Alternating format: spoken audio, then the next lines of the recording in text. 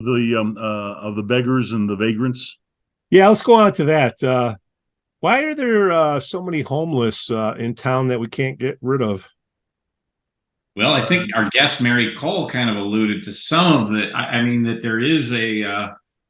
there's some of them, not all of them are. There is a crime issue with some, but there's look, the economy is what it is. There's a mental health issue out there, and I think groups like the ACLU have made it more difficult. It's harder for police to come in and remove homeless people than it used to be. But I had, when you posted that picture on Facebook, that's on Oakwood and what, Rick?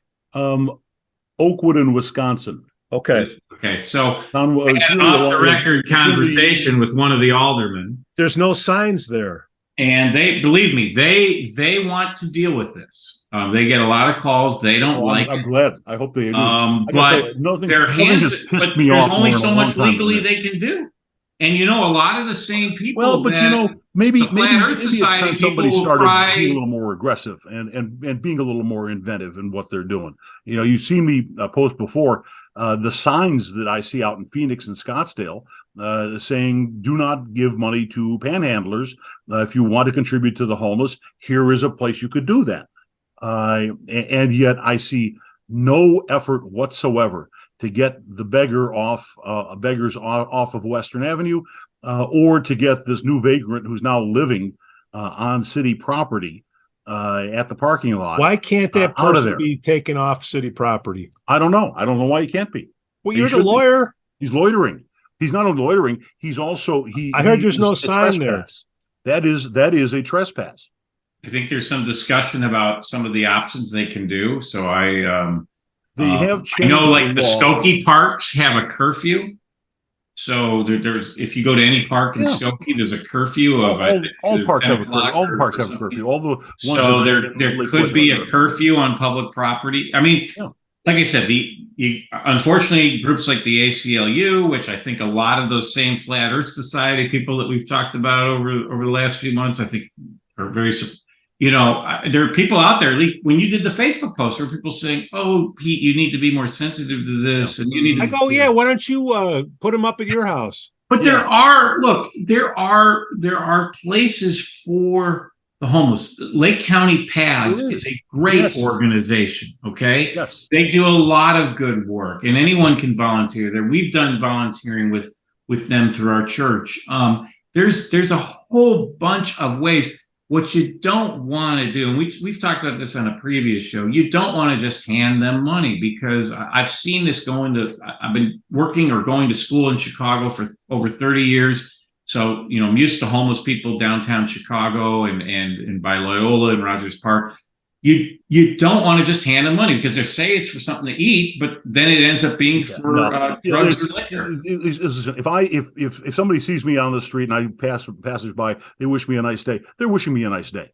When the beggar in front of Fresh Market says to me, "Have a nice day," he's asking me for money. Yeah.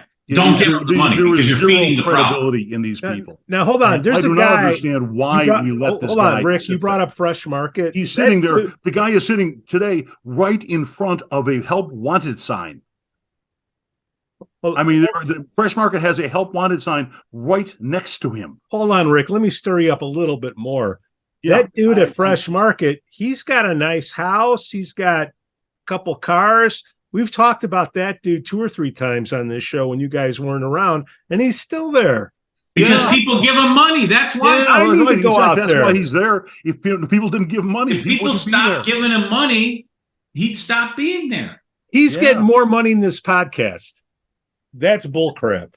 I bet he is. I'm going to sit out there with a sign. I'm confident he is. I know. I've talked to some of the aldermen. What's the quote from Michael Jordan? Or Charles Barkley and Michael Jordan were supposedly walking down the street one day many years ago. Yeah. And a homeless guy went up to them. I don't know if he knew who Michael Jordan was, but and asked him for money. And he basically said something to the effect of, "You can easily say welcome to McDonald's as you can you give me some money?" I mean, you can find it online, that quote.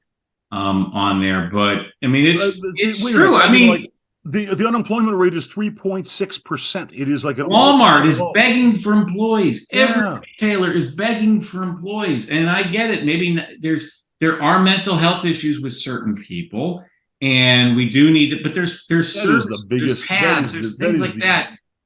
That is the biggest number one fraud of this whole thing, in my view, is the mental health aspect of it.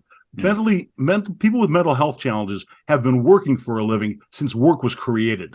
Absolutely. But my point is, there's resources available for whether it's a mental health problem or look, there are people that have serious financial problems, lost their homes and stuff like that. I get that. There's places for that. It's not handing them cash on the street. Right.